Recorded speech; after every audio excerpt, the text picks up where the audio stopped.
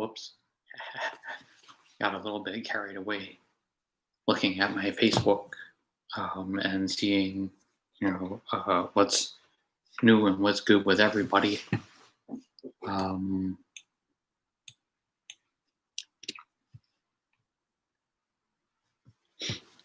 but I'll tell you what's good and what's new with me.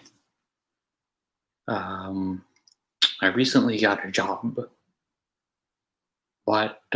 it's a weird one because I'm selling a product that I myself uh, don't really use and I don't want to be associated with it. And I'm not trying to advocate that anybody else gets involved with the product. And if you want to know what that is, you can DM me later and I'll let you know. But I won't endorse it over here on the live stream. But all of a sudden, I have to become an expert in it, and yeah, like I'm completely out of my depth. And it's really weird. I keep getting in these situations where, and I'm not a people person. I'm pleasant, and I can be warm when needed, but I'm not a people person, and I keep getting into these situations where I'm either doing retail or I'm doing customer service, and it's just really weird for me because I don't know. I'd like to say that I have an engineer mindset, even though like I can't wrap my head around the math. Uh, but I've always been interested in being behind the scenes and working on tasks and working on problems without really having to interact with folks. Um, as you know, I do get depressed, and as you know, I do get emo, and I complain about my life a lot, but I don't feel the particular need. I don't feel the particular urge to reach out to somebody and talk about it. I just sort of internalize it, and not until I guess it reaches a breaking point do I feel I need to reach out. But certain people in my life, they have a real need, they have a real want to connect, and so they'll chat with me for a little bit. And one of the chats that I had with my friend, Hella Hung, and you'll know him as human number 54 from 100 humans. And he has usually pretty dubious advice, but I was talking to him on the phone last night, and he reached out to me out of a sincere need to connect, and it didn't occur to me to reach out to him. And he said some things about me that were really flattering, and I wasn't used to it, but they were encouraging in a way.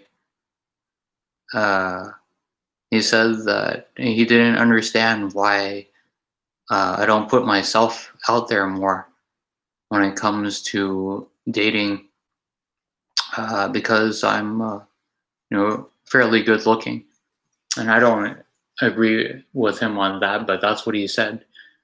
That I'm pretty good looking, and I guess in some circles I am, but I was always used to being that guy, that had to have a little something extra.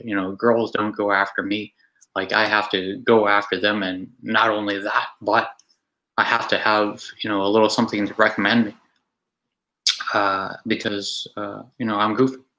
I'm goofy, but Hung said that about me, and he said that, "Hey Warren, I noticed that you're witty," and I don't consider myself to be witty. I don't consider myself to be that charming. And he said, Warren, you've got the height, you've got the long limbs that I don't have, and that really made me think. And it started to make me, take stock of, what I do have instead of crying about what I don't. Uh, and it was just very sobering to me, because I'm a person that, boy, I wouldn't say that I'm a woman in a man's body, but I don't know. Maybe a lot of women struggle with self confidence and self esteem, and that's something that I struggle with a lot. Uh, I don't feel that I'm worthy. I don't feel that I'm capable, and so a lot of opportunities pass me by, and as a consequence, I pass by a lot of opportunities.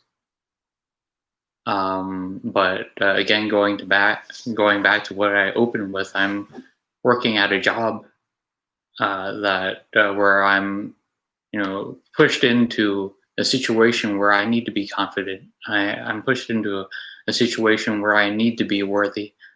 Um, the person that hired me, God bless her, God bless her heart. She fast tracked me in, even though everything was stacked against me, because she believes in me, and that's something that I ought to do. I think, for myself, and not just from an extraneous perspective, but to believe in myself and to say, hey, you know what, you are worthy, you are capable, and so and I don't know if you guys know her, but her name is Addie, and Addie absolutely saw something in me that I didn't really see, and she called me out of the darkness into this light, and to be in this sort of retail environment where I'm the expert even though I'm not, and I have to come up with knowledge that I'm severely lacking in. Maybe I would even say unwilling. Well, no, I'm not unwilling, but the product, I'm not sure I want to uh, use it myself. I'm not sure if I want to consume it myself, but I need to make a compelling statement for people to use the product. And so, yeah, this is very interesting. This is very tough stuff. But and I'm learning it in what, the fourth decade of my life. Uh, and so maybe things will turn around. I don't know. Maybe you'll see a new Warren, but not exactly a super new Warren. I'll still be, devastated with self doubt and a bad sense of self esteem. But maybe I'll have that awareness that, hey, some folks have it worse off. I'll have that awareness that, hey, I do have the capability to be somebody and to do something greater. I don't know.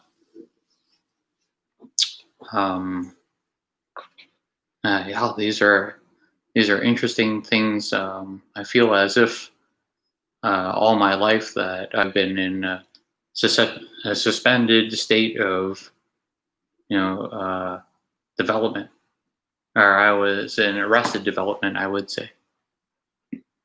But now I'm beginning to like learn some things, and maybe in the process thereby grow up. Um, but yeah, this is very weird. This is very interesting times during this quarantine, during this pandemic. That seems like we're sort of stuck here, but at the same time, I'm having personal breakthroughs. I'm having developmental issues that have long been held off, that I'm grappling with and coming to terms with, and it's uncomfortable, but I would say it's for the better. I don't know. Um, but we'll see. I mean, there are a lot of people that are late bloomers out there. I was looking into the story of Colonel Sanders of KFC, and he didn't have success. He didn't have a breakthrough until he was like 60 years old. Um, but that doesn't mean that he wasn't like hustling, striving, and grinding. I heard that Morgan Freeman didn't experience success, nor Vincent Price, until they were in their 40s. But that doesn't mean that they weren't hustling and grinding, striving and climbing. That whole time. It's just that I don't know. At certain junctures, then accelerated growth happens, or the timing becomes right. And Hung was talking to me about that. Uh, that there's a time for everything, where maybe there isn't leaps and bounds until later on, when after you tried a certain amount of times and failed, then one time it hits. But all those failures have led up to a pinnacle where preparedness and opportunity meet, and it generates luck. I've always been somebody who was like, "Oh, I'm not lucky. Or I am lucky." And I'm racked with a terrible, horrible sense of imposter syndrome that I don't deserve the life that I have. I don't deserve the accolades. As you know, that I've always been involved with theater in some way or another, and I myself, I believe I'm a horrible actor. And yet, folks would come up to me after a show and be like, "Wow, Warren, great job. That was fantastic." Be like, "Warren, you really, I really like you as that character." And I thought, well, these people are just being, facetious, or these people are being, uh, disingenuous. But maybe they were being genuine. Maybe they were being authentic. But I always felt that, oh, I just got lucky. Oh, my acting skill and my talent wasn't really, outstanding. But I don't know. I look back now and I think maybe there was little something. Maybe there was something that people saw and that they enjoyed. Um,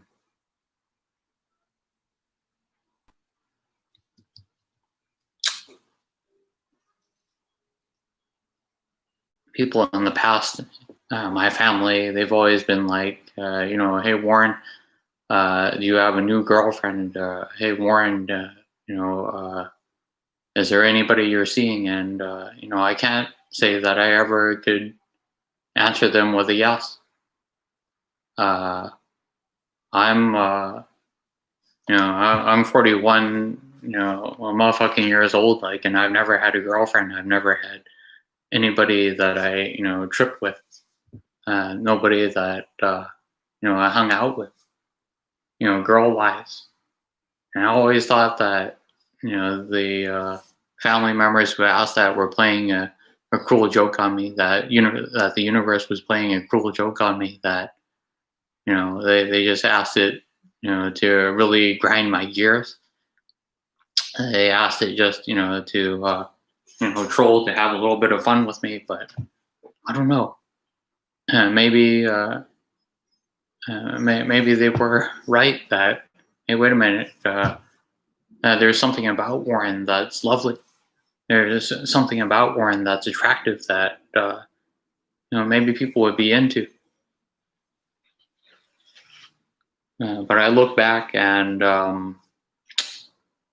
at the time, that they said that I didn't have really good hygiene. Uh, I didn't take care of myself. Even now, I'm kind of lax on that, but I'm getting a little bit more regular with making sure that the fungus isn't among us. All right, okay. Um, I'm getting a little bit better with that. Um,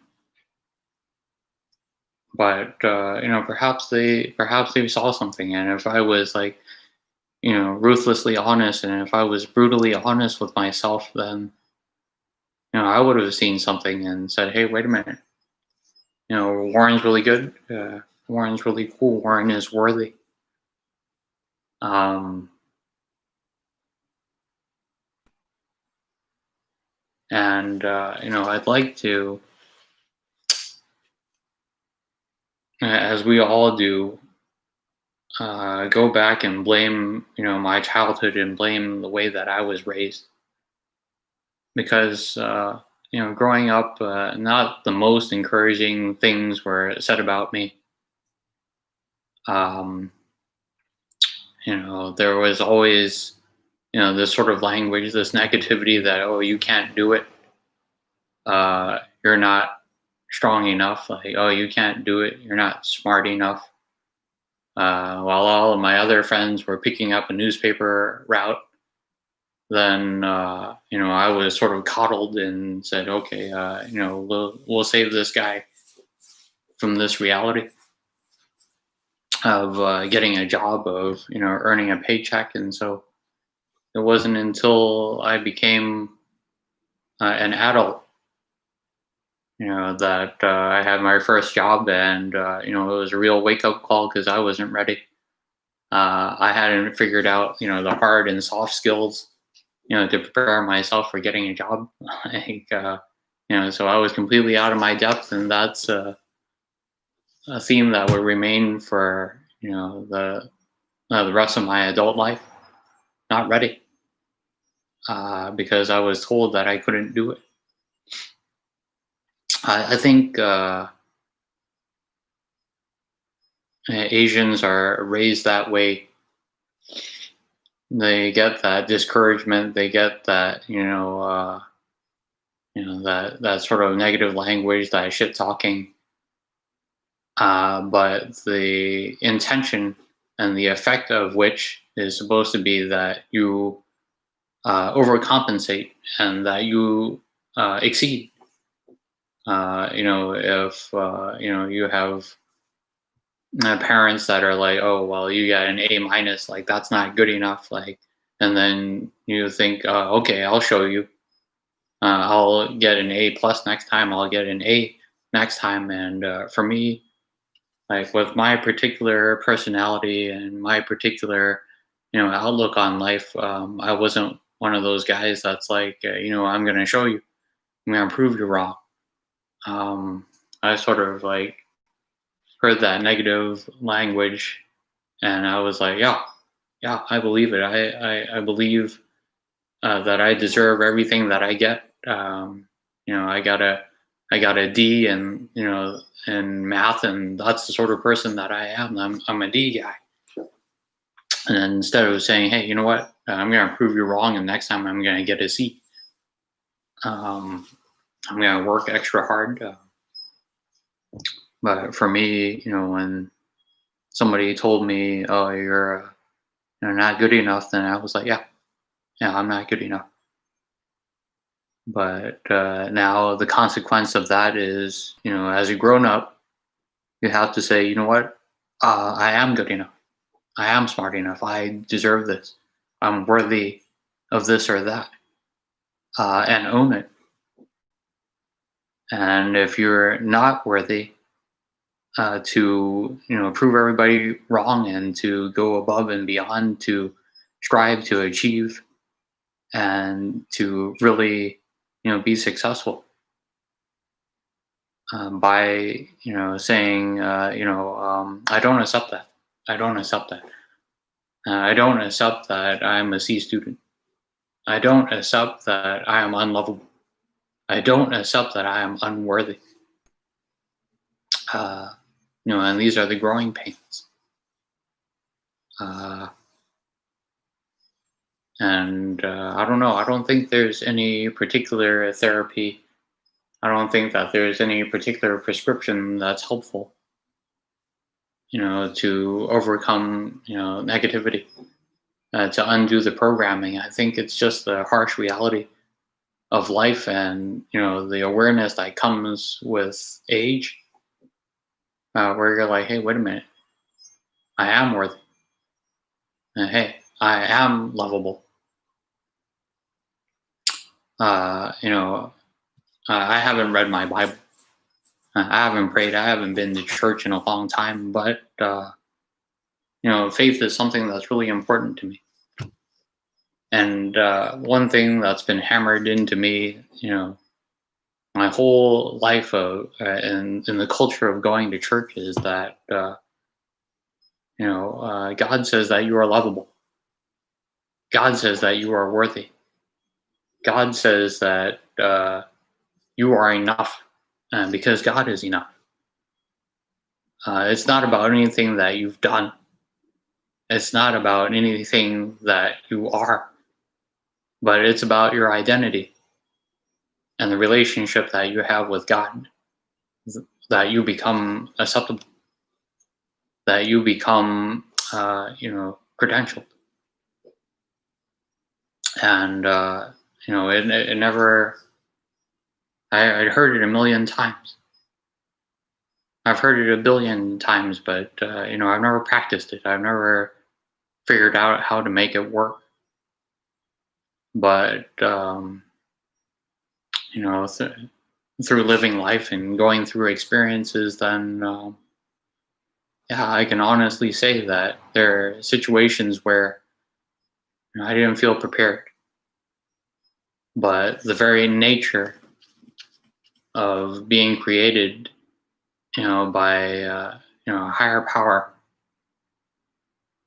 made me qualified, made me credentialed, made me worthy, made me lovable. Um,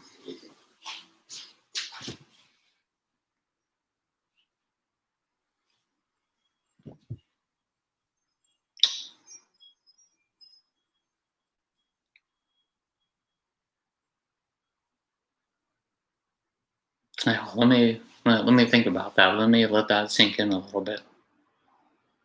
Uh, Earlier this summer, somebody asked me, a dear friend, if I would be a sperm donor, and that was tremendous pressure. And I didn't feel worthy. I didn't feel lovable. I didn't feel qualified. Um, and again, I thought it was just somebody, being facetious with me. And that that it was a joke, that it was a universal, prank. But this person, I do believe, was genuine, or is genuine. Uh, I thought I must be considered by this person out of desperation. Uh, but at the same time, uh, would I be that person, that's like, oh, I wouldn't even if you were the last man on earth. And in that situation, like, I wouldn't know, what to say. I wouldn't know how to respond. But somebody considered me worthy. Somebody considered me responsible enough for a life. Now I had to square with this person and say, hey, I don't make much more than minimum wage. And that didn't exactly put them off, but again, that was me editorializing and saying, hey, I'm not, worthy. I'm not, worth anything. Uh, yeah, because I was like, wait a minute, how can I be qualified to be responsible for somebody's life and the life of their child? Like, when I'm still a child myself, there's a lot of things that I need to mature about. There's a lot of things that I need to figure out, and there's a lot that I need to get out of my comfort zone and start engaging in. Um,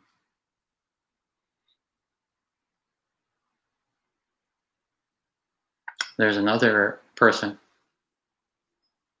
a dear friend who always jokes around with me um, about getting married and um, having a family, but I don't consider this person to be marriageable because their lifestyle is a gypsy lifestyle. But it's interesting and it's flattering, and it's wonderful to be considered, even for a moment, that hey, I have something to offer, and I have a lot of dad jokes, and all I need to do is become a dad, right? But again, yeah, I don't feel qualified. I don't feel worthy. Feel that everything is just novelty. Everything is a joke. When it comes to me, like engaging with like real stuff, and so yeah. But at the same time, it's flattering that somebody would say, "Hey, Warren, what if?" Somebody would say, "Hey, Warren, you have potential, but," uh, and it's something new. It's something completely new. Like I don't know how to handle it. I don't know how to deal with it. But yeah, I guess I've been spitting here for like near on half an hour, and thank you guys for your patience and for your time, and just listening to me rant. Uh, and hopefully, if you're in the same boat, then you were encouraged by it. Otherwise, if it was a waste of your time, I humbly apologize for that. But you know, it was very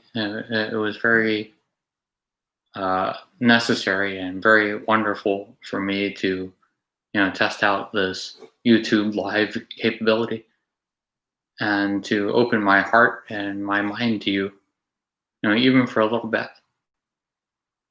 And yeah, I appreciate you.